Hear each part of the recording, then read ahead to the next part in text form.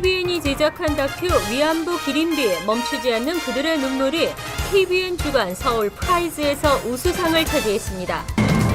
뉴저지 한인 상공인들이 한상 초청 강연회를 준비하고 경제 불황의 돌파구를 찾고 있습니다. 어젯밤 뉴욕 뉴저지 일원의 폭풍으로 정전 사태가 발생하는 등 피해가 속출했습니다. 뉴욕시 소비자 보호국의 과도한 단속에 스몰 비즈니스 업주들이 몸살을 앓고 있습니다. 불체자 재입국 금지 조치가 면제되면서 2만여 명이 몰린 것으로 나타났습니다. 이상은 이 시각 주연이 있습니다.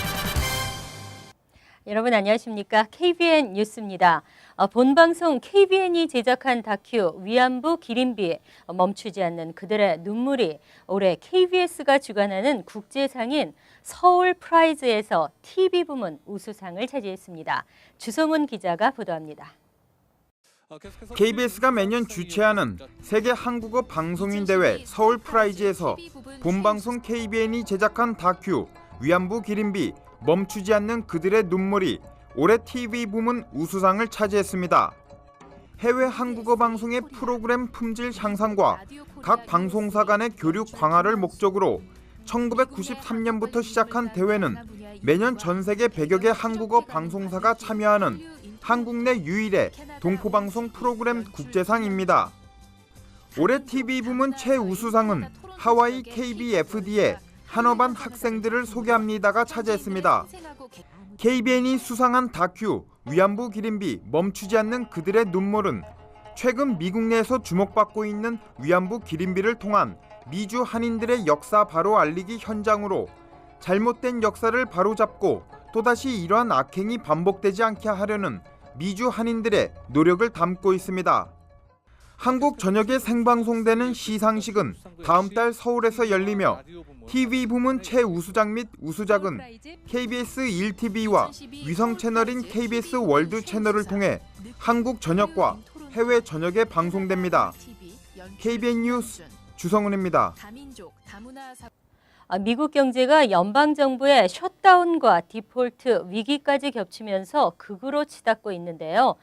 뉴저지 한인 상공인들이 경제 불황으로 인한 위기를 극복하고자 글로벌 한상 초청 강연회를 준비하는 등 많은 노력을 하고 있습니다. 금홍기 기자가 보도합니다. 뉴저지주 미주 한인 상공회의소와 팰리세이즈 팍 상공회의소와 글로벌 한상 초청 강연회를 준비 중이라고 어제 기자회견을 통해 밝혔습니다.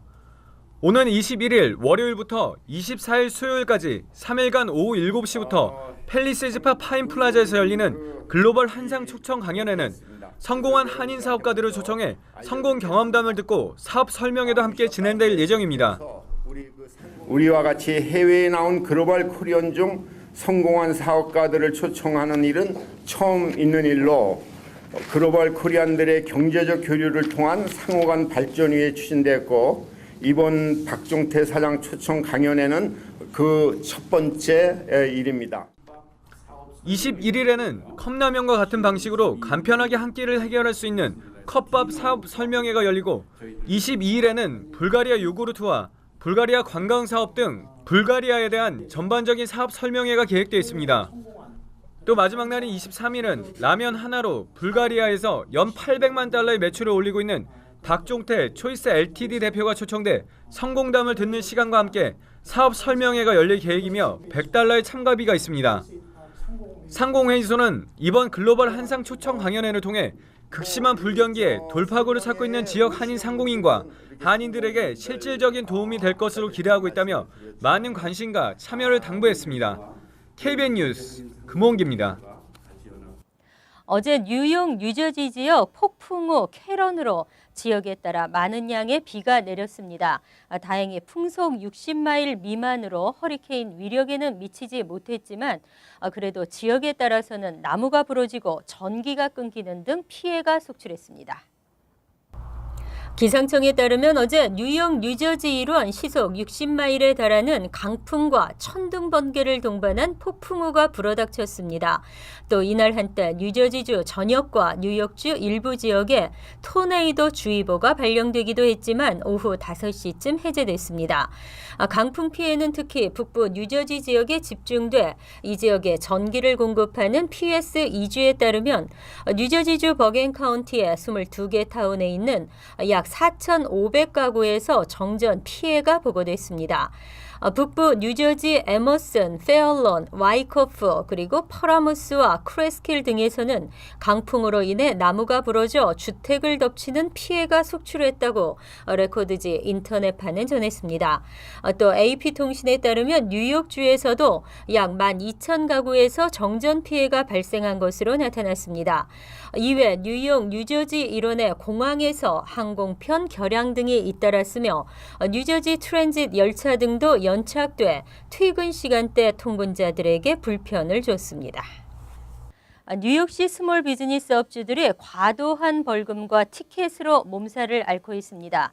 소비자 보호국은 소비자 보호를 최우선으로 한다는 명분이지만 세수 확보를 위해 물불을 가리지 않는 단속을 실행하고 있어 빈축을 사고 있습니다. 지난 한 해 동안 스몰 비즈니스 업주들이 받은 티켓은 총 24,176장인 것으로 밝혀졌습니다.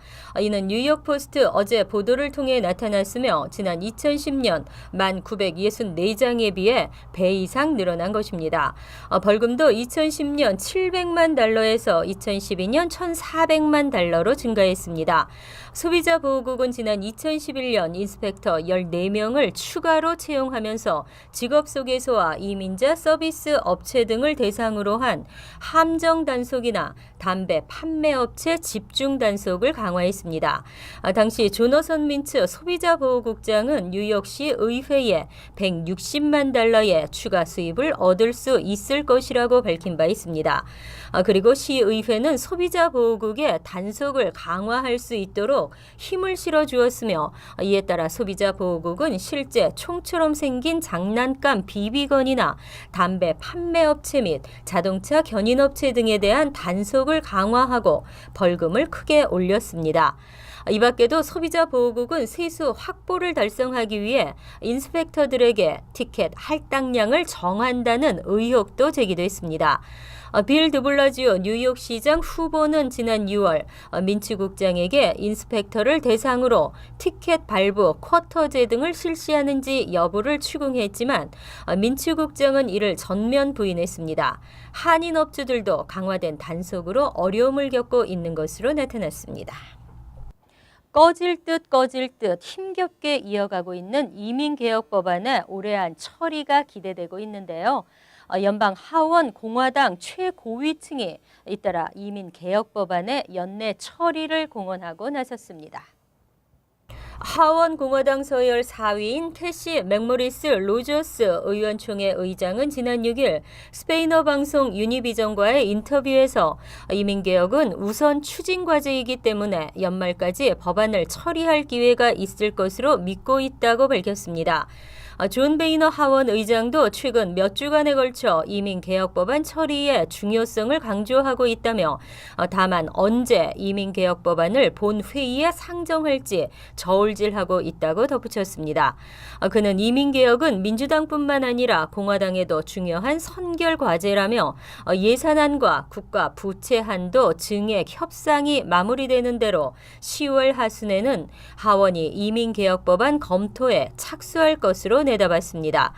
또 하원 공화당 서열 2위와 3위인 에릭 켄터 원내대표와 케빈 메카시 원내 총무도 이미 공개적으로 이민개혁 법안의 연내 처리 의사를 밝힌 바 있어 하원 공화당 서열 1에서 4위의 지도부가 모두 적어도 한 차례 이상 이민개혁 법안의 연내 처리를 공언한 상태입니다. 이 외에도 실무를 담당하는 위원회의 위원장들이 이민개혁 연내 처리에 동참하고 있는 것으로 알려졌습니다. 불체 전력자 재입국 금지 조치가 지난 3월 면제되면서 불법 체류 이민자들이 대거 몰리고 있습니다. 6개월 만에 2만여 명이 재입국 금지 면제 신청서를 접수한 것으로 나타났습니다. 불체 전력자에 대한 재입국 금지 면제 조치는 지난 3월 오바마 행정부가 서류 미비 청소년들에 대한 추방 유예 조치에 이어 내놓은 대표적인 이민 행정 개혁 조치입니다. 이 조치가 처음 시행된 이래 지난달까지 23,949명의 불법 체류 이민자들이 재입국 금지 면제 신청서를 접수한 것으로 나타났습니다. 그리고 이들 중 17,996건이 심사 처리됐거나 현재 처리 중에 있습니다. 불법 체류자 중에는 시민권자와 결혼을 했거나 부모가 시민권자인 경우에도 자신의 불법 체류 전력으로 인해 최장 10년까지 재입국이 금지돼 사실상 영주권 신청을 포기하거나 주저하는 경우가 적지 않았습니다.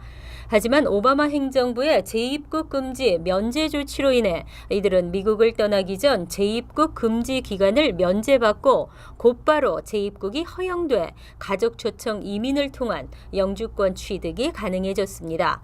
하지만 이들은 재입국 금지 기간으로 인해 예상되는 가족과 신청자의 고통을 실질적으로 입증해야 승인을 받을 수 있습니다.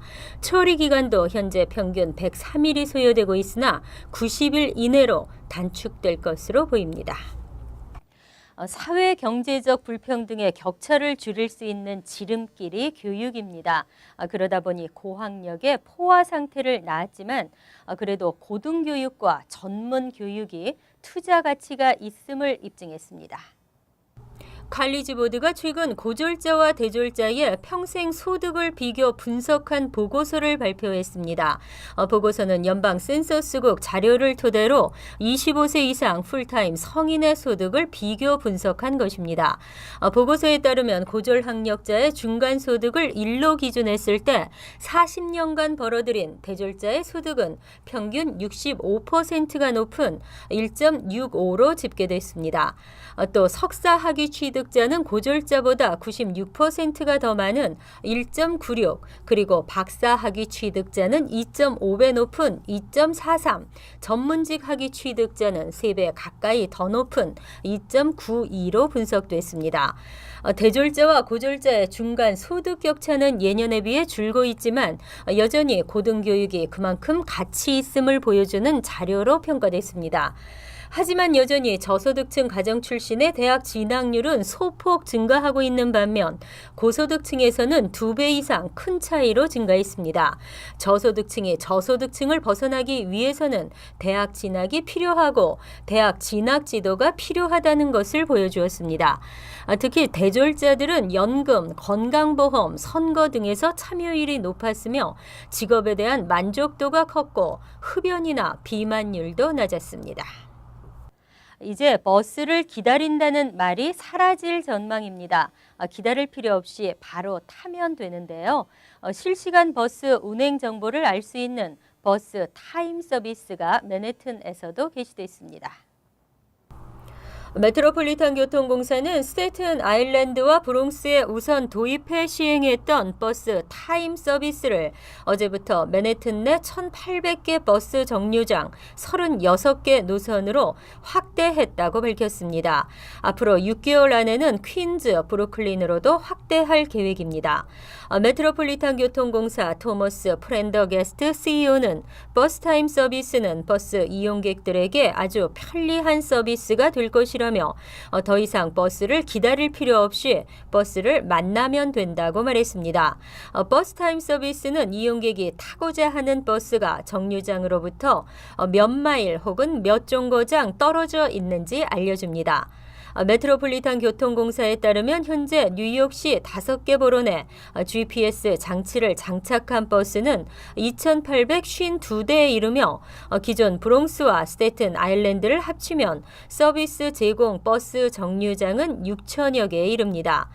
서비스는 온라인 웹사이트, 모바일 웹, 텍스트 메시지, QR코드 등을 통해 제공됩니다. 웹을 이용할 경우 해당 주소로 들어가 버스 번호와 위치, 랜드마크와 정류장 코드 등을 입력해 검색하면 됩니다. 휴대전화 텍스트 메시지를 이용할 경우 버스 정류장 코드 6자리를 511123으로 보내면 됩니다. QR코드 리더기가 있는 스마트폰을 이용해 각 버스 정류장에 있는 코드를 스캔해 손쉽게 운행 정보를 얻을 수도 있습니다. 이상으로 KBN 뉴스를 마칩니다. KBN과 함께 즐거운 저녁 되시기 바랍니다.